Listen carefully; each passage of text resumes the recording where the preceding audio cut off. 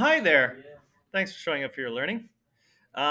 These last two types of problems, negative and zero exponents, are tricky enough and cause enough problems for students that they have their own Delta Math assignment types. If we're looking at 4 to the 5 times 4 to the minus 2, well, here I can use I can, of course, when I have problems like these, write them out.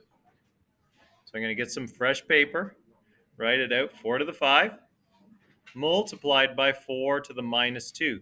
And then I can use my product of powers law, which is x to the a multiplied by x to the b equals x to the a plus b. Okay, so in this case, it would be 4 to the 5 plus negative 2, so 5 minus 2. Oh, that will be 4 to the 3. Okay, so now I'm going to look for an expression in here that looks like 4 to the 3. There it is. Submit that answer.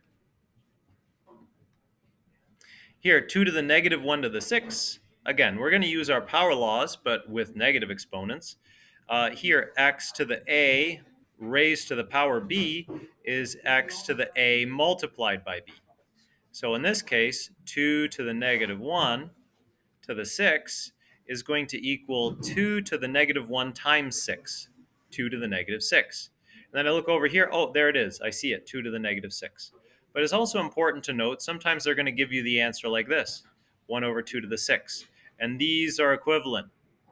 The job of the negative exponent is to take your base and flip it to the bottom of the fraction. It flips to the base. So that's 2 to the negative 6.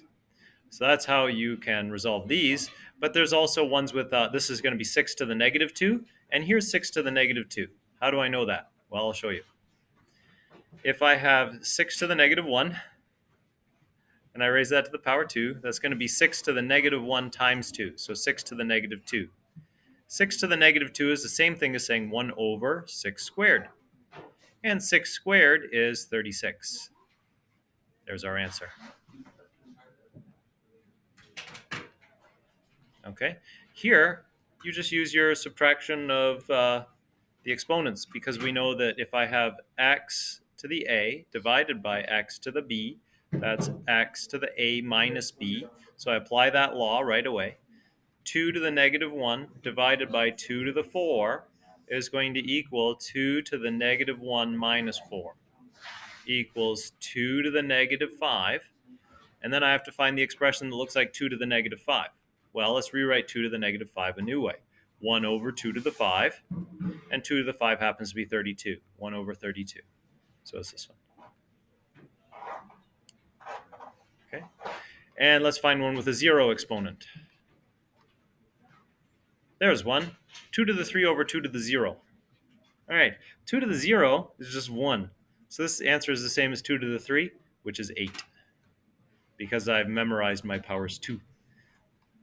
Up to at least past 2 to the 3. Okay, 2 to the 8 over 2, that's going to be 2 to the 9. Why is this 2 to the 9? I'll show you. 2 to the 8 divided by 2 to the negative 1. We use this rule, x to the a over x to the b equals x to the a minus b. In this case, that's 2 to the 8 minus 1. Minus 1 is the same thing as plus 1. So this is 2 to the 9. Yeah. So that's why that is that answer. Let me find one more with a zero exponent. They seem pretty rare in this problem set. Well, that one that just there would have given me 2 to the 0 or 1. But, oh, they're kind of rare there. Okay, 4 to the negative 3 times 4 to the 0. Okay, know that 4 to the 0 is 1. So if I'm multiplying by 1, it doesn't change. So it's just 4 to the negative 3. 4 to the negative 3 could be written as 1 over 4 to the 3. There you go. That's the answer. So you want to get lots of practice with these. And let's take a look at the slightly harder level. 5 over 5 to the 0 times 5 is 1. How do I know that's 1 right away? 5 to the 0 is 1. So I have 1 times 5 on the bottom, and I have 5 on top. 5 divided by 5 is 1.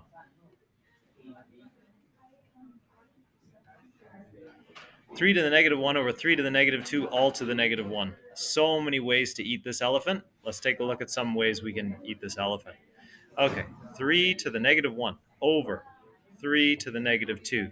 We could simplify inside the brackets first, or we could simply do this negative 1 exponent first. If I have x to the a over y to the b, all raised to the power c, I can apply my power of a power law here. This is equal to x to the a times c over y to the b times c.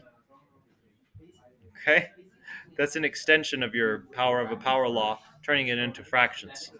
So I can just multiply both exponents top and bottom by that minus 1, and I'll be correct.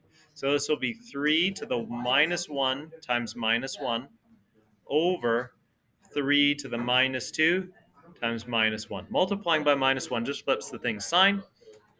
So this is equal to 3 to the 1 over 3 to the 2, which is equal to 1 over 3.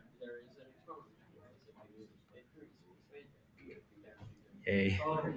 Okay. All right, let's keep going. All right. They do the same thing.